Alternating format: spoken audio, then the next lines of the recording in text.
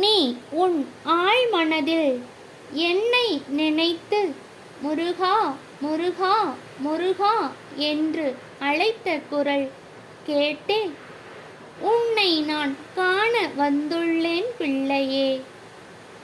ஏன் மனதில் இத்தனை தடுமாற்றம் குழப்பம் பிள்ளையே? கலங்காதே, உன் பிரச்சனைகளை சரி செய்யவே உன் அப்பன் முருகன் இப்போது வந்துள்ளேன் பிள்ளையே. கலங்காதே, உன் அருகில்தான் நான் இருக்கின்றேன்.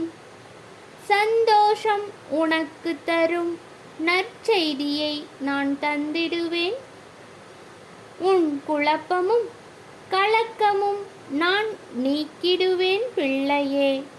நல்லதே நடக்கும், நல்லது மட்டுமே நடக்கும்.